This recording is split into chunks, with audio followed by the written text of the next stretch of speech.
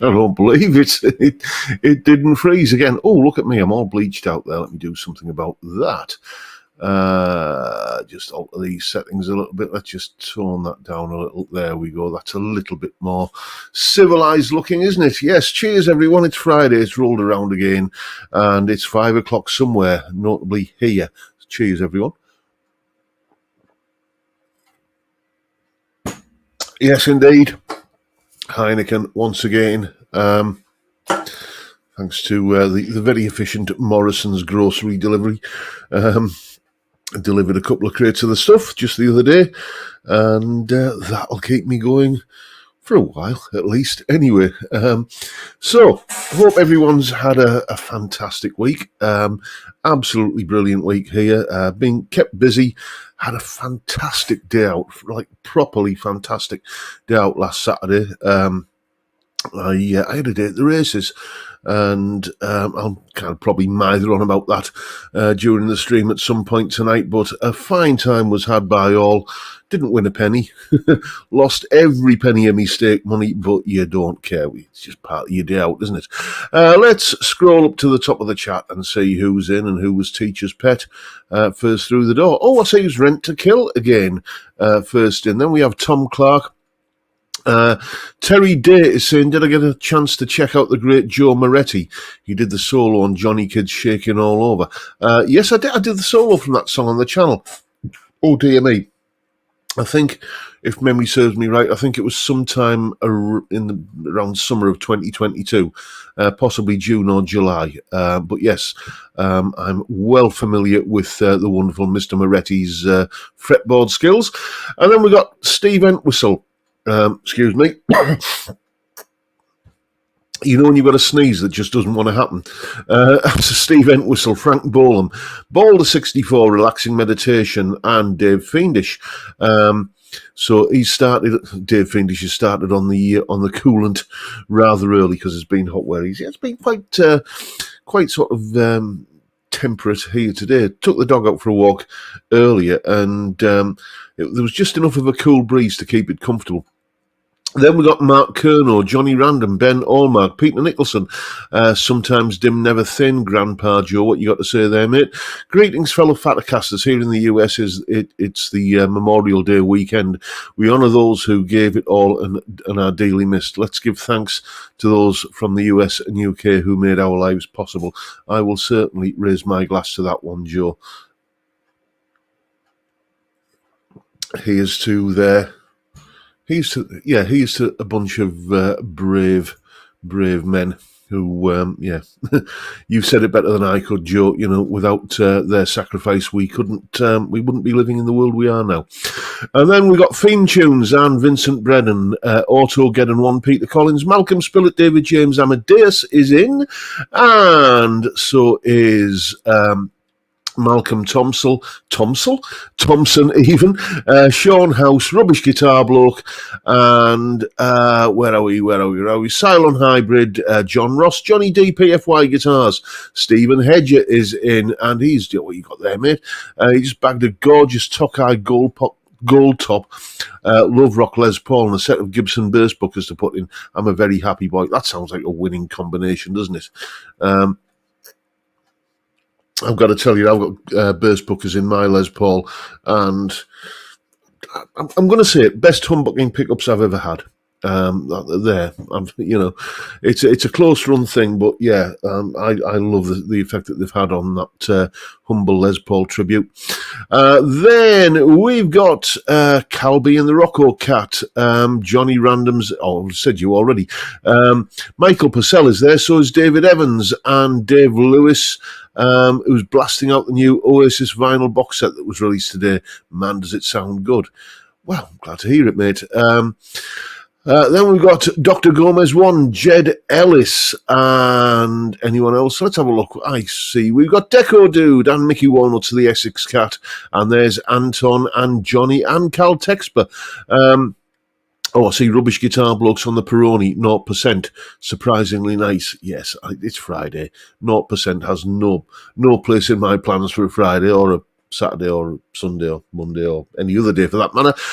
Then we've got Robert Forsyth. Robert, I do apologise. What's wrong with my? This literally is my first one, I promise you. But Robert Forsyth, not Forsyth. Ian Clark is in, so is Colin Falcon and Peter S. The Gissy 77 is in, and who else have we got? I can see we've got the Daler 22. Is it Daler or Darla? I'm going to say Daler. Don't forget Robin Trower. I'm not going to forget Robin Trower, mate. I'm currently narrowing down the shortlist of solos that I'm going to do. The trick when you're kind of doing a solo analysis is, well, first of all, it's an investment of time. They're probably the videos which take the longest to make, because you've got to kind of tab the solo out, you've got to kind of create the backing track, and then you've got to put the explanation part together where you can do a reasonable explanation of what's going on in a solo, which is often quite complex, in about 5 or 6 minutes, and then kind of have some overarching story arc to the video. And you know, a large part of that is tabbing out the solo. And Robin Trower is one of those players, a bit like Rory Gallagher, for example, where there's a lot of stuff which is, let's say when they were playing it, they weren't prioritising some baldy-headed fat lad from the northeast of England who was maybe going to have to tab it out one day. You know, it's in terms of the note values and the rhythms and stuff like that, it's often a little bit like trying to eat soup with a fork. So the investment of time, and it has to be said, as I mentioned a couple of weeks ago, the solo analysis videos are not usually my better performing videos, so I'm kind of changing that format around a little bit.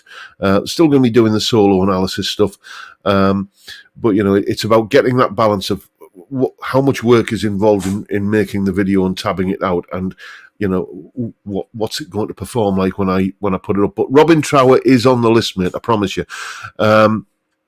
And who else we got? We got Peter Goddard in. We got Mott the Hoople 2010. He's supposed to be at the barbecue, but said he was working late, so you can watch the stream before you go. Might have to watch Steve Cassidy on catch up. Don't want to push me luck. Then we've got Suffolk and What UK, I think that is. I do apologise. That one took a little bit of decoding. William Forrester's in, so is Nathan, so is John Channing, so is Triple Distilled. Anyone else? We've got Peter Williamson, and we've got Sargi is in. Nice to see you, mate. Robin Fawcett is there, and Savvy64 is in. Anyone else? Brad Dowell, I see we've got in.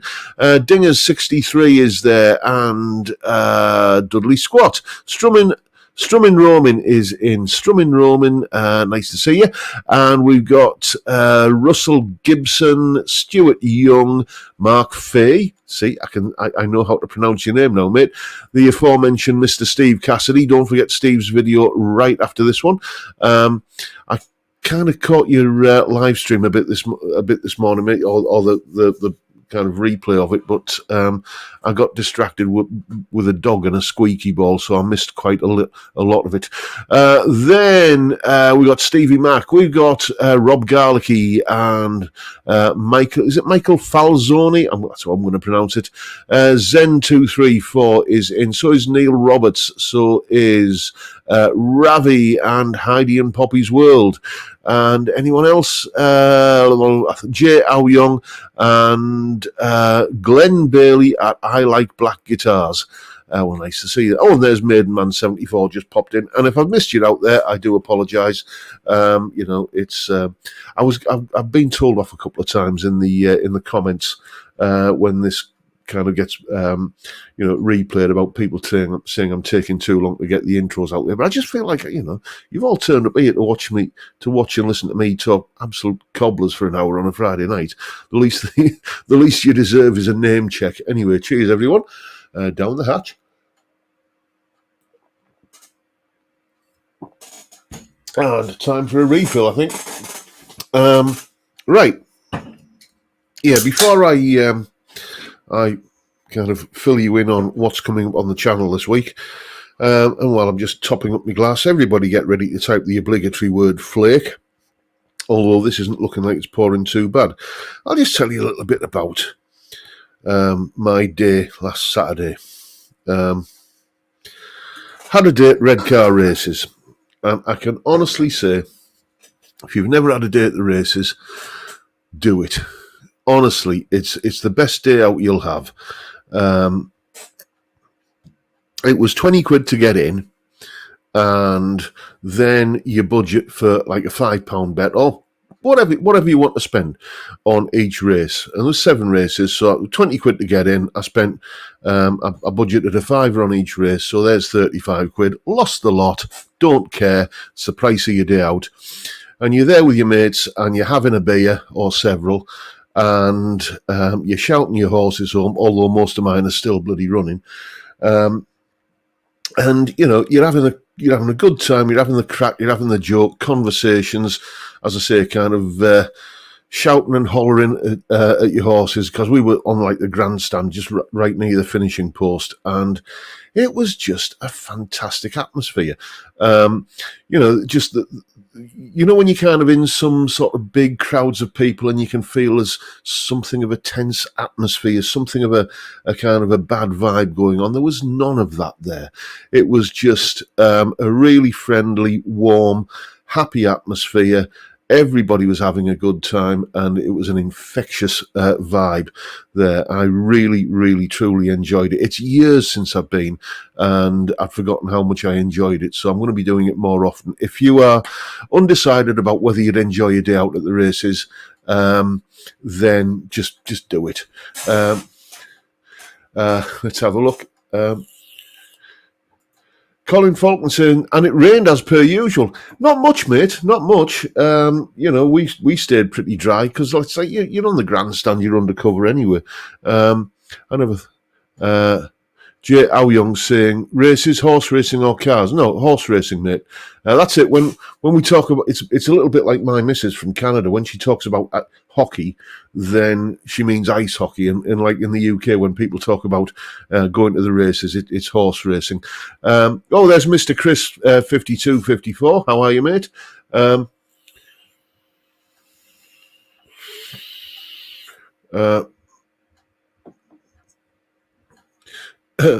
Mickey Walnuts. Yeah, you catered for a ladies' day at Leicester races a few years ago. Yeah, never again. They rolled off the coaches inebriated, shall we say. I was in fear of my... There was just none of that there. You know, it was just a fantastic day out. Let's see what I've missed in the chat while I've been pouring. And Johnny D, what you saying there, mate? I know we lean towards blues and rock here, but John Anderson new album with Band Geeks is stellar. Pure prog and piddles over the current lackluster Yes. I didn't even know there was still an incarnation of Yes. You know, I mean, I do know that, like, well, gosh, it's got to be nearly 30 years ago, hasn't it? Probably actually 30 years ago, there was a big Yes reunion gig at Wembley where everybody who'd ever been a member of the band, right through the Anderson, Bruford, Wakeman, Howe, all that kind of era, and then like the later sort of Trevor Rabin and Trevor Horn, the Buggles pair, when they were involved, you know, and it was just like one big band on. So it's easy to imagine that there were as many people on stage as there were in the audience. Let's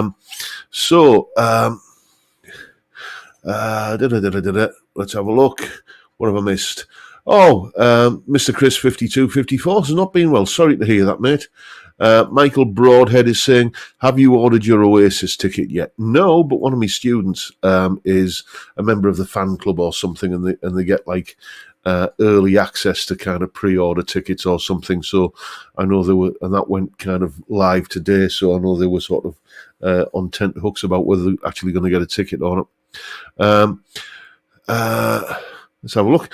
Hi, John, says Mississippi Blues. Joined your level 2 Patreon this week. Well, thank you very much. I didn't realise how much content there is. Hopefully should be able to join the Zoom chat, although I've never used Zoom. How does it work? There'll be well, it's already up, but I'll do it again before Tuesday. which is when the first Zoom chat will take place. There's basically a link. You click on the link, and if you don't have Zoom installed on your PC, then it automatically installs Zoom, and you type in, then you basically want it, and it takes like seconds to do that. Then it just basically says join meeting, and there'll be a password to join. And when you join the meeting, suddenly that's you're in the call. It is it's simple. It's I would say it's foolproof, but there's always somebody who's kind of more of a fool than the foolproof. But it's basically, if you're familiar with just using any form of application on a PC, then you'll be fine, mate. You'll be fine. It took me, the first time I used it was probably back in about 2020, because I was doing the Skype thing before that. But it took me absolutely no time at all to do it. Michael Purcell is saying, unmute your mic. I hope that's not aimed at me. Is my mic muted? Let's have a look. Let's have a look in settings, audio. No, my mic isn't muted. So I think that was just general advice for users of Zoom. So no, I was going to talk about the Oasis reunion tonight. And I gave it quite a bit of thought, and then I realised that, I just really don't care. You know what I mean? It's whether there's a general sort of, kind of olive branch being held out there between the two brothers, whether what they call it, a rapprochement or whatever, is up for debate. And I can't believe either of them are that strapped for cash that they need to do it. Where I stand on Oasis is that back in the 90s, they were never my favourite band, but what they did do, along with like the grunge boys a couple of years beforehand, they got kids back into playing guitars again, and seeing the guitar as a cool thing rather than just something that belonged to their dad's generation. So it was a good thing for the electric guitar scene in general, and certain songs I really like. Live Forever. I really like Champagne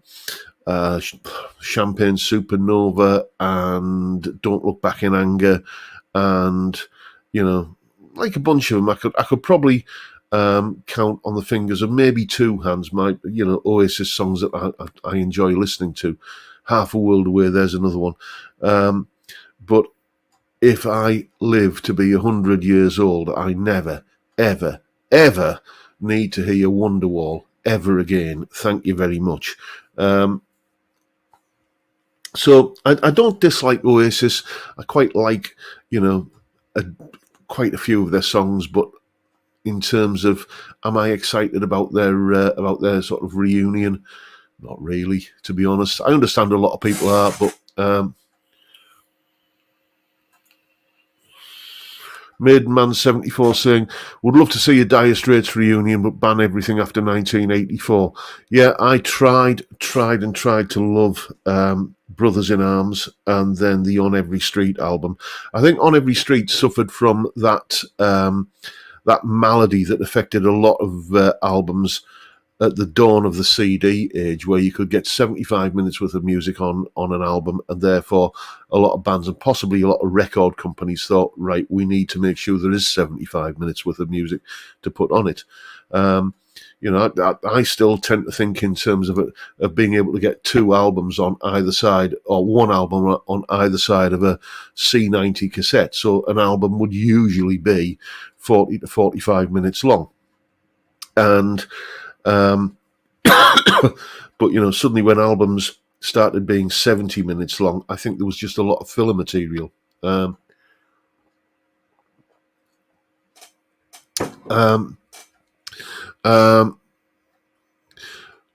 and the Rocco Cat are saying Brothers in Arms is a masterpiece once you get past the MTV track. I don't mind that one, actually. It's just, there's just altogether too much sort of cheesy 80s synthesizer across that whole album.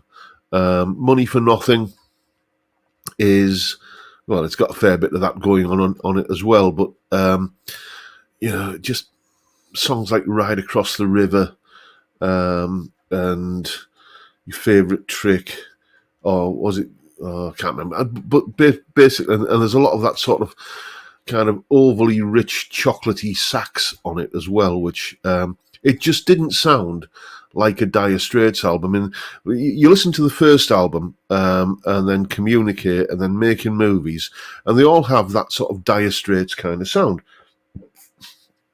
Even when you get to Love Over Gold, which is worlds away from like the eponymous first album, it's still for me recognisably a Dire Straits album.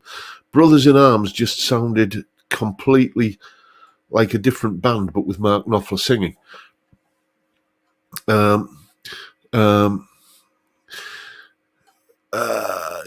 Michael Purcell saying Walk of Life is a good song, never their best. No, the thing is with Dire Straits, every Dire Straits album seemed to have one sort of up-tempo, toe-tapping rock and roll song on it. For instance, on Love Over Gold, that would probably have been Industrial Disease. And what would be another one? Solid Rock, which was from Making Movies, wasn't it? But Walk of Life was just an evolution of that, and I think when Mark Knopfler was writing his kind of slightly kind of tongue-in-cheek rock and roll things, I think he did better versions of that type of song. Industrial Disease, I think, is probably my favourite. That's a song that the first time I heard it, it made me belly laugh out loud. Anyway, I was going to tell you what's coming up on the channel this week, wasn't I? I'm forgetting myself. Right, so Sunday's video is the Jim's 45 pedal versus the Blue Guitar Amp 1. I'm always banging on about the old school Marshall tone that the Blue Guitar Amp 1 puts out. So let's see how it compares to the Jim's 45 pedal, which I'm still kind of going back and forth between those two things a lot at the moment. I'm really, really enjoying that Blue Guitar, that Jim's 45 pedal. Then on Monday, a guitarist I don't think I've featured on the channel before, a solo analysis. We're doing a little bit of Walter Trout on Monday. Fantastic solo, slow minor key blues. The intro from a song called Me, My Guitar and the Blues. Absolutely fantastic playing from Walter on that one. And then we're keeping the blues theme going on Tuesday, because once again Tuesday is all about the top 5, and the top 5 video this week is in a shameless tribute or homage to one of my favourite channels, Sea of Tranquility. If you're not familiar with their stuff, go and check them out. It's just basically a bunch of gentlemen of a certain age talking about their favourite music, basically. And the main guy on that channel is called Pete Pardo, and he often does these videos where he's talking about if you've got a friend who is wanting to kind of check out a particular genre of music, what are the best albums to kind of recommend to them. And that's what I'm doing on Tuesday. Basically, and I'm getting this a lot at the moment. I'm getting a lot of guys coming to me for lessons who are, in the 80s were, kind of thrash guys and kind of, or maybe hair metal guys. And, they've sort of hit middle age and they've discovered blues and they want to get into kind of bluesier end of rock. So what albums I would recommend to gentlemen of that kind of persuasion, kind of middle-aged, ex kind of thrash and kind of metal guitar players who are wanting to get into blues. Now, what I will say about this is, this isn't necessarily a list of my 5 favourite blues albums. I just think this is probably a good list, a good place to start if you're new to the genre. So that's what we're talking about on Tuesday. Then on Wednesday, rhythm guitar themed video as usual at the moment. And basically, the title of the video is "Not All Rock Songs Are in 4/4 Time." So on Wednesday, we're going to be looking at strumming techniques and rhythms for probably the most commonplace kind of time signature rhythmic feel, if you want to call it, other than 4/4 in rock music. And I'll give you a clue. It's a form of a waltz. It's basically a Viennese waltz. I only learned that through osmosis, because the wife's absolutely giddy with excitement at the moment about Strictly Come Dancing starting again. So for international viewers, that is our version of Dancing with the Stars. And then on Thursday, just one of my kind of bit of a rambly sort of videos where I'm musing on things. We all know that you can go out and buy a Jet guitar or a Harley Benton guitar, or maybe, an Epiphone or something. We know that you can buy a fantastic guitar that is more than good enough to get the job done. Absolutely, hands down. Cheap guitars aren't cheap and nasty guitars anymore. Yet some of us still pay extra just to have a particular brand name on the headstock.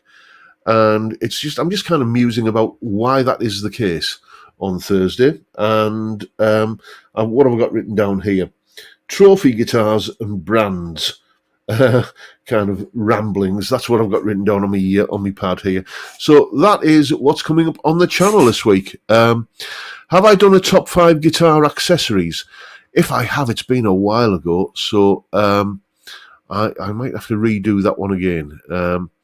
Mark V, what are you saying there, mate? If you want to get into the blues, try the best of Fleetwood Mac when it was the real Fleetwood Mac with Peter Green, Jeremy Spencer, etc., and some of Clapton's stuff. Yeah, all good recommendations, mate. Mickey Walnuts, what you're saying there? Oasis could write songs that sounded like one style of Beatles song. The difference is the Beatles could write in 100 other styles.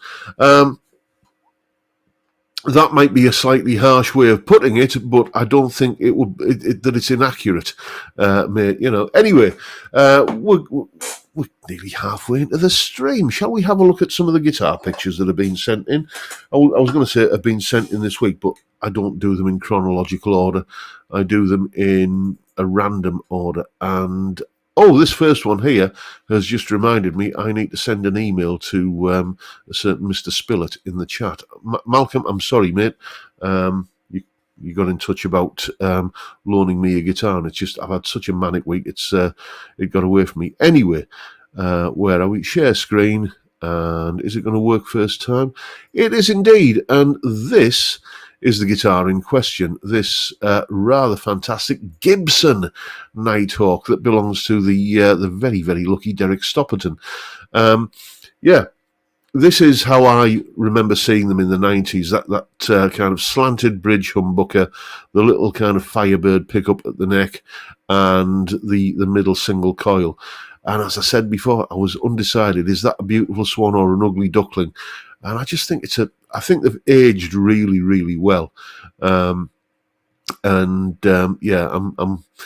still gassing for the Epiphone version. Watch this space. But lovely guitar, Derek. Then this is Len McIver's rig, and he sent me this picture yesterday. Actually, it just happens to be one of the ones that I randomly picked, and this is his current setup. You can see he's kind of got the Jim's 45 pedal there, going into the orange Pedal Baby 100. One of my students uses one of these to gig with, and he hasn't got the Jim's 45. I think he's got like I lose track of them, but basically it's like either the Pod Go or the HX Stomp or one of the Line 6 kind of modelers that goes into this. And this is just basically a solid state power amp that kind of reacts like a valve power amp, and and you just have your own choice of preamp to go into the front end of it, and he absolutely swears by it. And interesting. I wonder what that guitar is there. Len didn't say what guitar that was there, but that is an impressive looking rig.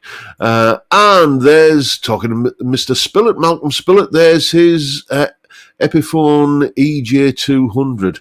Yeah, that's with a mustache bridge and the. I remember Guitarist magazine when Epiphone first brought these out back in possibly even the late 80s. They described it as having a Groucho Marx bridge and a pickguard the size of Ireland, which you can kind of see what they're talking about. Lovely looking guitar, mate. Nice one.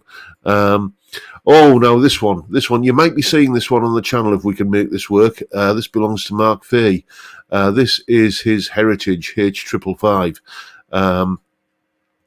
Mark has offered to kind of make a trip to Robson Towers, bring this guitar with him, and let me make a video with it. The only thing we're kind of scrabbling about a little bit at the moment is kind of coordinating our diaries, but oh dear me, doesn't that just look absolutely gorgeous? That's just sex on legs, isn't it, really, if it had legs. Beautiful, beautiful looking guitar. Mr. Fee, you are an absolute gentleman for offering to let me get my paws on that, and I am envious beyond words. Then this is another one of his guitars, a beautiful looking made in Japan Tokai Love Rock. Look at the top on that. That's stunning, isn't it? Does anyone know? I'm not too sure. Are these Tokais? Do they have like a proper top, or is it a veneer? I don't really care. That's a beautiful looking lump of timber right there, and I don't care whether it's kind of wafer thin or whether it's a full thickness top or not. That is a beautiful looking guitar, and that's. Yeah, absolutely gorgeous. Just the right kind of burst as well. I don't know about you, but I'm not a big fan of these outrageous bursts where it's like Phil McKnight had a Kiesel guitar on his channel today, I saw, where it was like blue and purple with the darker colour in the middle. And it just looked, on camera, maybe in the flesh it's different, but on camera it looked a little bit odd. But that's just classy. No other word for it, classy. And speaking of Les Paul style guitars, this one belongs to Mr. Theme Tunes of this parish. This is his Agile guitar. I'm assuming it's pronounced Agile. Now, I thought that these guitars weren't available in the UK, and it turns out they're not. He bought this a little while back when the exchange rate was favourable to him, and even with the shipping and the taxes and everything, it still made it a worthwhile buy. And he says it's a fantastic guitar, and looking at it, you can believe him, can't you? What I like about this is all of the manufacturers that have tried to do something that's close to a Gibson open book headstock, and just kind of not really kind of made something that's aesthetically pleasing. What I like here is that they've not even tried. They've just kind of done like this cresting wave kind of thing here, and it gives it something of its own personality. It makes it its own beast rather than trying to be a Xerox of something else. And now this one here, this is a guitar that I really, again, every now and again, in an idle moment, I go onto eBay and just go Patrick Eggle. Now, this belongs to a chap. Well, it belongs to a friend of a chap that I've kind of had guitars off on the channel before. A chap called David, not Dr. David, another David.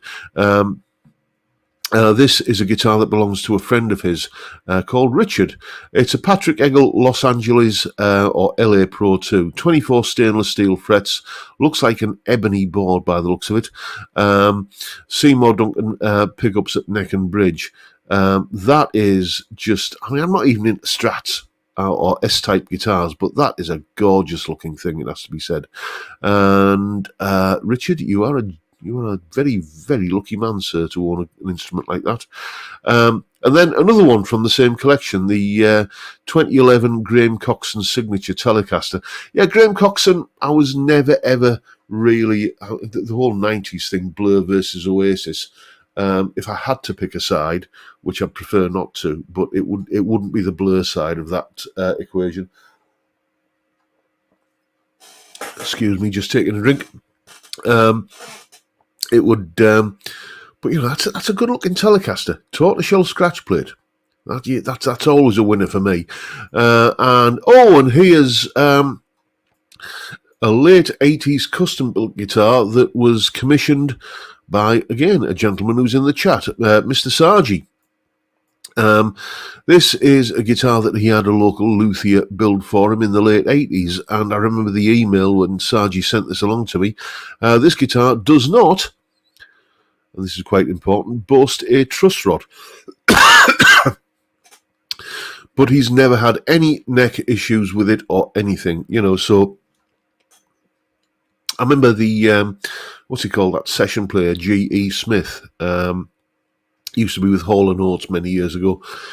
He owns a Telecaster, I believe, that doesn't have a truss rod in it, and it's got to it all around the world, and again, no issues. So, aren't some Martin guitars made without truss rods as well?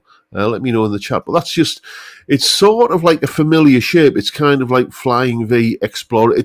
It looks a little bit like a sort of a dime bag signature guitar, doesn't it? But not. It's one of those clever kind of designs that manages to look kind of different and familiar at the same time. And a couple of guitars belonging to Vincent Brennan. What we have here is a Harley Benton, I think this is an ST62 perhaps, and excuse me, the hay fever is bad today, and a Squier Starcaster. Harley Benton ST62 and a Squier Affinity Starcaster in candy apple red. I really, really do try to kind of to appreciate the inherent beauty of a Starcaster. It's an ongoing effort, and I'll let you know if I ever get there. But there you go, folks. That is this week's selection of Readers' Wives, as it's being called. I don't understand that reference, Readers' Wives. Is that something that is, in a certain kind of, what would we call a gentleman's special interest publication? That, anyway, Calby and the Rocco Cat, Starcaster, what a body, but its face. My thoughts entirely, mate. Oh, I say I've got a super chat here. Does everyone know that the more people hit the like button, the more YouTube will show the live on other home screens for you? Thank you so much for pointing that out, Searching for Tone, and thank you indeed for the beer money that you've included there. That is very, very generous of you. As my old mate, sadly departed, Mike from CGS used to say, never caught it, always appreciated. I wish I had one of those little jingles that he used to play there, but given how much the live stream intro tends to freeze, I'm not going to push me luck and start including other video content in here. Where are we? Think Drail on headboards, John. Yeah, I see what you're going there, mate. Yes. Yes. Lee said the better, mate.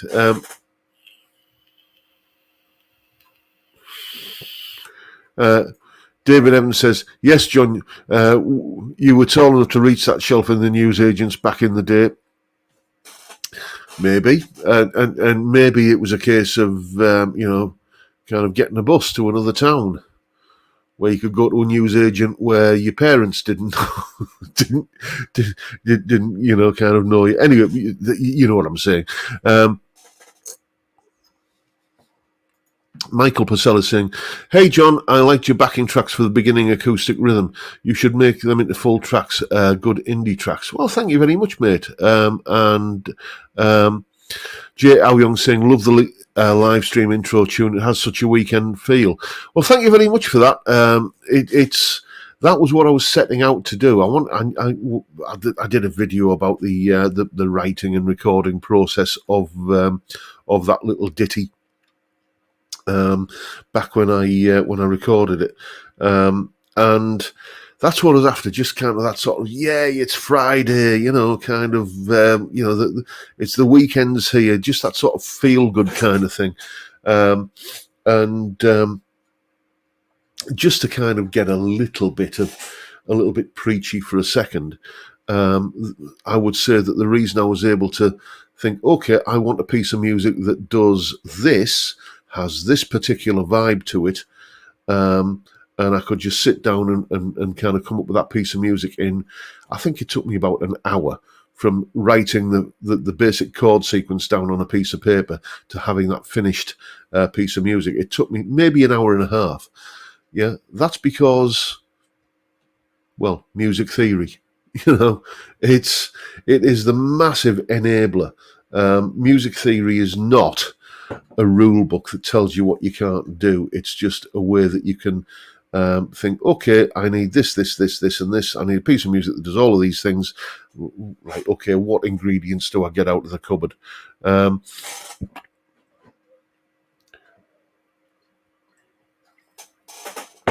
Anyway, chaps, 40 minutes in, and I'm not even on to my third beer. Craig Stamen, I've just poured my first beer in a month since I've had one. It hasn't touched the sides.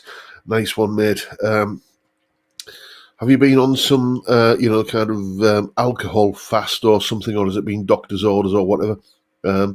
You will get to a point, Craig. I've got a few years on you, and other gentlemen of a certain vintage can vouch for this in the chat. That you get to a point where your doctor wants to see you a couple of times a year, just basically to give you the telling off. You're too fat, you eat the wrong stuff, you drink too much, and do something about losing weight and all that sort of stuff. So it just washes over me now, I've got to tell you, it really does. Anyway, let's have a look. What's been going on in the chat? Chris Otterwell is saying, great to hear your familiar voice whilst recovering in hospital from my bowel cancer operation. Oh, mate, I'm sorry to hear that. I hope that, it's all gone according to plan. I had, as you know, because I spoke about it on the channel, I had a little visit from the Cancer Fairy a few years ago, back in 2021. Or was it 22? Anyway, a few years ago, lockdown and all that kind of stuff was still happening. And I was lucky enough not to have to go under the knife. It was just, I basically just used to have to turn up at the hospital every day, for a month to get me backside microwaved, essentially. Since then, no. The only kind of lasting thing it's had is that when the call of nature arrives, you've got to go. That's it. There's no putting it off. There's no kind of, oh, well, just hang on. No, you've got to go, or else it's going to get messy. But I'll take that. But nice to know you're on the mend, mate. I hope you are on the mend. Keep us posted on how things are going. It's just one of those things, mate. It's life throws unpleasant stuff at you, doesn't it? And it sounds, well, if you're watching a fat lad from Redcar talking nonsense on YouTube on a Friday, then I'm assuming that you're in reasonably good spirits with it. But Godspeed, mate. Keep your chin up and get out the other side of it.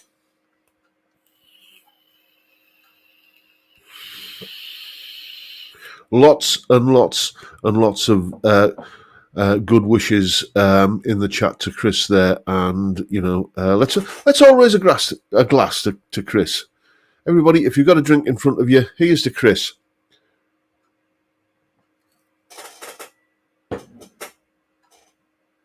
Johnny D, yes, mentioning the Woody Allen sketch where he buys a few ordinary mags to disguise his gentleman's special interest one, but it's not priced, so the guy... I remember that sketch, yes.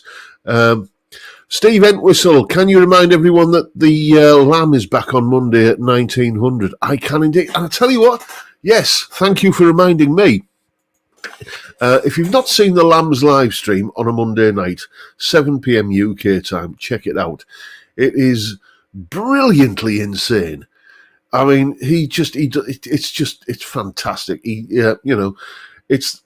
I would describe it as the best night out you'll have, but you don't have to go out to have it. Just make sure you have a beer. if you've got any beers in for the weekend, save a few stragglers for Monday night and watch the Lambs live stream. It's just look on YouTube for the Lamb Live, 7 o'clock UK time Monday night. And I've just remembered my 7 o'clock student on Monday has just cancelled, so I shall be plugging my headphones in downstairs on the laptop and taking part while the missus is watching EastEnders Street or Coronation Farm or whatever crap she watches on the telly.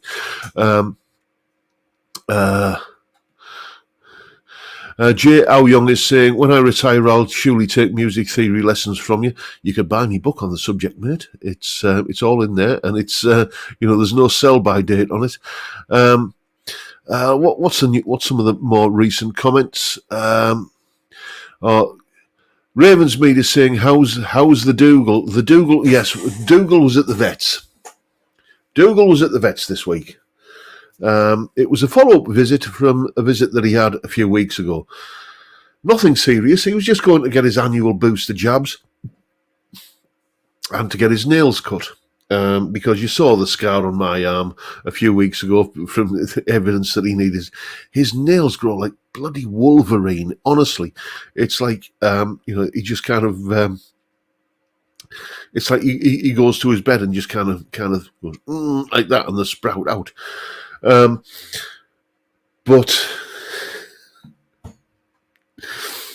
took him a few weeks ago to get his nails done, and the little nurse, if she was 20 years old, that's all she'd be, maybe in her early 20s, let's say.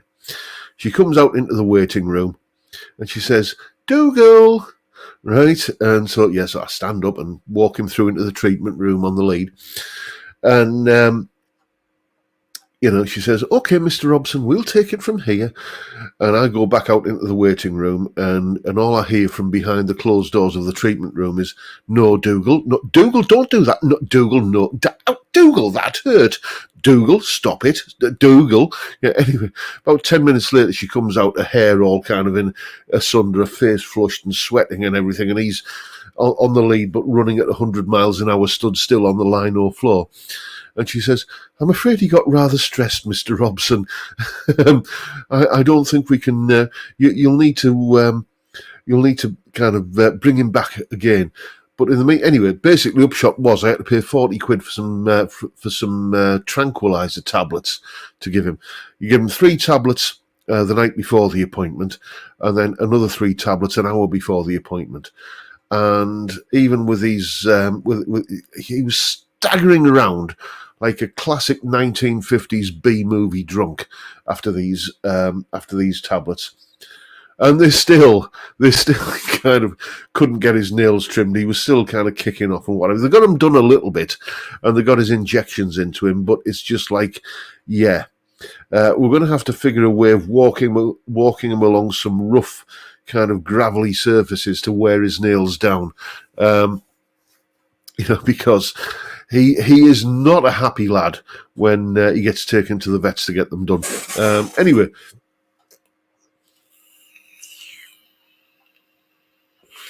On road again, I'm interested in this. If you need a replacement for your squeaky £3 chair, that's how much I paid for it. Then Gear for Music do a comfy desk chair for guitarists with foldable arms, 100 quid, but very comfortable and practical. Well, 100 quid, you see, I can kind of just put that on the, it's tax deductible basically. So yeah, I think it is time for a new chair, isn't it? I think. Doogie Roofies, says J. Ao Young. What else have we got? Nails cut. Not like Father Jack from Father's Head. Oh, that's a classic episode, isn't it? Yes, with Father Hernandez from Cuba. Yeah, anyone who's not familiar with this, it's on all over YouTube. If you're from outside the UK and you don't know what Father Ted is all about, then just go. I won't try and describe it. It's probably one of the funniest sitcoms that's ever been on TV. It's absolutely hilariously funny. Go and check out some clips on YouTube. And before we move on to the subject, I'll just say, small and far away. Yeah, you'll get that joke when you see some clips. On road again. Hey John, any holidays planned, or are you working through till Christmas? No holidays planned. We are no holidays planned this year. We are probably. I've got just a little bit of a windfall coming. Basically, an old work pension that I had that's got a negligible amount in it that is absolutely worth nothing as a retirement income. So I'm going through the process of cashing that in at the moment, and it will pay for a nice few days away for me and the missus and Dougal. So that's probably, we might be able to get a few days away out of it. There's other things that we probably need to spend the money on as well. Like, I won't lie to you, there is gaffer tape and bathroom sealant keeping this house watertight at the moment. We desperately need some new windows, so that'll probably be on the list as well.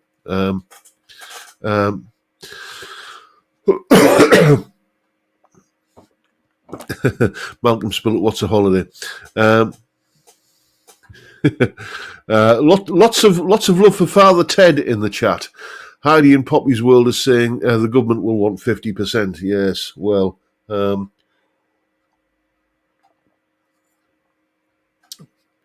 not going to get into politics, but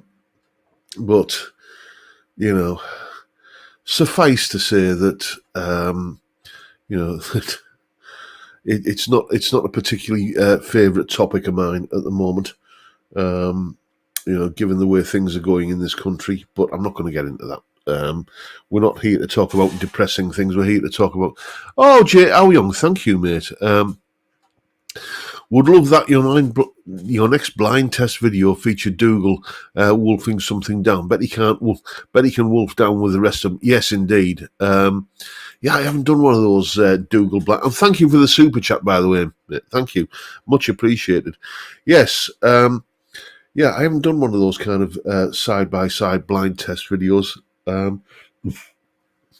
in a while, and the Dougal footage always seems to go down well.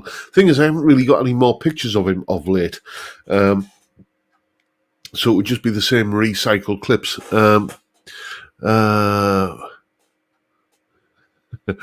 Rent-A-Kill is... Jim Brennan is saying, is Dougal named from Father Ted? Yes, indeed, he is. Yes, he is. He's named after Father Dougal Maguire from Father Ted. That's another thing we did last weekend when I took basically a day off. A couple of days off.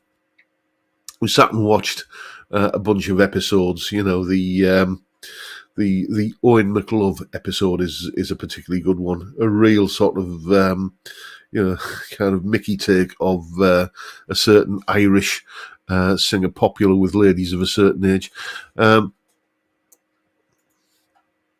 Stephen Hedger is saying, beware of the taxman when you cash in your pension. I was the same position as you, and they took 40%. I had to claim it back, and it took ages.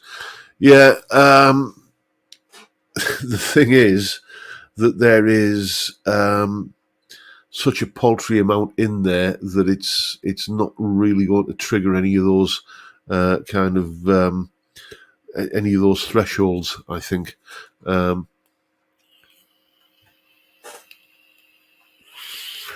Johnny D is saying, I'm newish here, so I've never seen Dougal, so when you mention I always imagine the magic roundabout zigzagging in stop motion. I'll tell you what, let me see if I've got a picture or two of him somewhere on here. I'm pretty sure I have.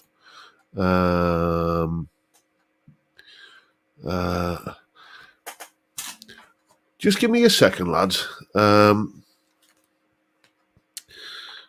me see if I've got one on my phone that I can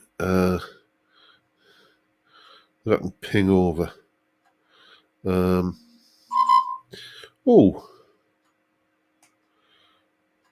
Thank you, Anton. What was that for? I think Anton's just bought a copy of my book or something. Right, so let me just email that to myself, and I'll put it up on screen. This is a picture of Dougal having a little treat off the missus. He's let's have a look. There we go. Go into my e-mithers and put the picture up. Right, here we go. So let's go into the see if I can share the screen from. No, I'm going to have to download it, aren't I? Excuse me why this befuddled old fart downloads a picture. Right, here we go.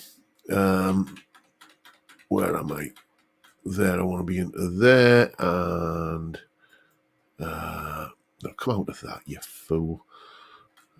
Right, so if you haven't seen Dougal already, this is the lad himself. This is Dougal. You know, he was sat staring at the missus going, "But you have ice lolly, and I have no ice lolly." And so she saved him the last lick of the ice lolly. There he is there. Look at that face. That is absolutely blissed out ice lolly face.